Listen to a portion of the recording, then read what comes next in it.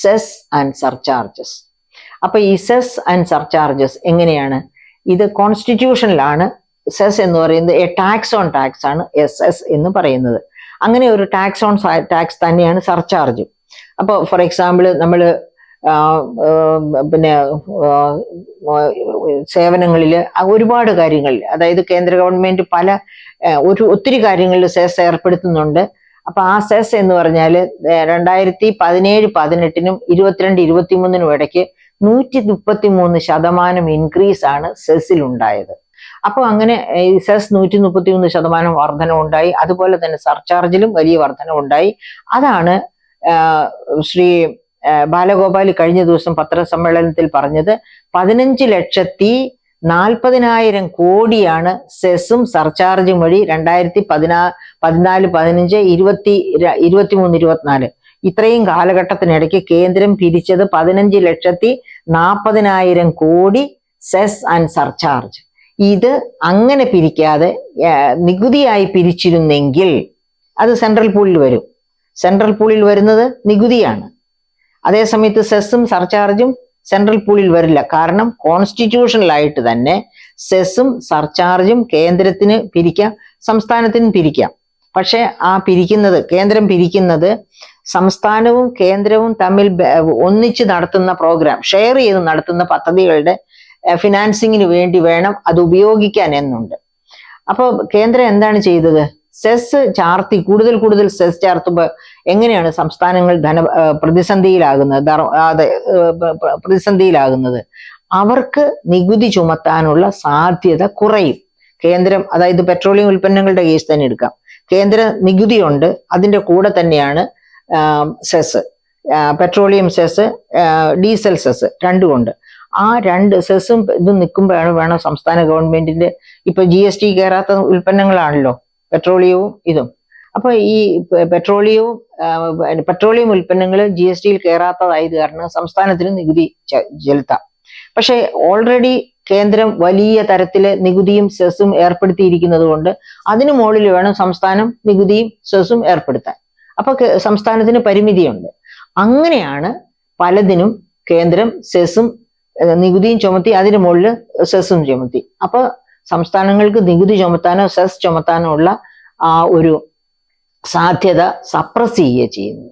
അങ്ങനെ സംസ്ഥാനങ്ങൾക്ക് വിഭവ സമാഹരണം നടത്താനുള്ള ഒരു സപ്രഷൻ, അതിനെ ഒന്ന് അടിച്ചമർത്തുക, അതാണ് കേന്ദ്രം വലിയ തോതിൽ സെസ്സും സർചാർജും ചെലുത്തിക്കൊണ്ട് നടത്തുന്നത്. അധാർമികമാണ് എന്ന് ചൂണ്ടിക്കാണിച്ചിട്ടുണ്ട്. സുപ്രീം കോടതിയിലെ ഒരു ജഡ്ജി തന്നെ മെമ്പറായിരുന്ന ഒരു കമ്മിറ്റി ഇത്രയും അധികം സെസ്സും സർചാർജും ചുമത്തുന്നത് സംസ്ഥാനങ്ങളെ സമ്മർദ്ദത്തിലാക്കുന്നു എന്ന് വളരെ ക്ലിയർ ആയിട്ട് നേരത്തെ തന്നെ പറഞ്ഞിട്ടുള്ളതാണ്. എന്നിട്ടും നരേന്ദ്രമോദി ഗവൺമെന്റ് അങ്ങനെ വലിയ തോതിൽ, അതായത് ഈ കാലഘട്ടത്തിനിടയ്ക്കാണ് ഇത്രയധികം സെസ്സും സർചാർജും വന്നത്. അതുകൊണ്ടാണ് ബാലഗോപാൽ പറഞ്ഞത് 15,40,000 കോടിയാണ് സെസ്സും സർചാർജുമായിട്ട് കളക്ട് ചെയ്ത്. അത് നികുതിയായിട്ടായിരുന്നെങ്കിൽ സെൻട്രൽ പൂളിൽ വരും. സെൻട്രൽ പൂളിൽ വരുമ്പോൾ ഫിനാൻസ് കമ്മീഷന്റെ ഡെവല്യൂഷനിൽ എല്ലാ സംസ്ഥാനങ്ങൾക്കും അതിന്റെ ഷെയർ കിട്ടുമായിരുന്നു. എങ്കിൽ പോലും കേരളത്തിന് 20,000 കോടി അങ്ങനെ കിട്ടുമായിരുന്നു എന്നാണ് ബാലഗോപാൽ പറഞ്ഞത്. അപ്പം കേന്ദ്രം സംസ്ഥാനങ്ങളെ സമ്മർദ്ദത്തിലാക്കുന്നില്ല എന്ന് നമുക്ക് അവകാശപ്പെടാൻ പറ്റില്ല, കേന്ദ്രത്തിനും പറ്റില്ല. സമ്മർദ്ദത്തിലാക്കുന്നു, അതായത് വലിയ തോതിൽ സെസ്സും സർചാർജും ഇമ്പോസ് ചെയ്തുകൊണ്ട് സംസ്ഥാനങ്ങളുടെ നികുതി പിരിവിനും ഉള്ള സാധ്യതകൾ വെട്ടിക്കുറയ്ക്കുന്നു. അങ്ങനെ സമ്മർദ്ദം ഉണ്ടാക്കുന്നു. ആ തരത്തിൽ സംസ്ഥാനങ്ങളെ സമ്മർദ്ദത്തിലാക്കുന്നു എന്ന് നമുക്ക് കൃത്യമായിട്ട് പറയാം.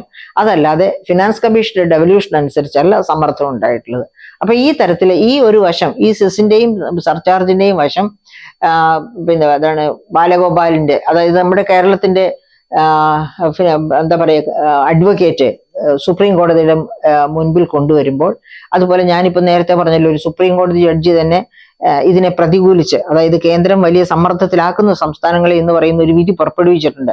അതൊക്കെ ചൂണ്ടിക്കാണിക്കാൻ പറ്റുകയാണെങ്കിൽ തീർച്ചയായിട്ടും അത് എനിക്ക് തോന്നുന്നു നാഷണൽ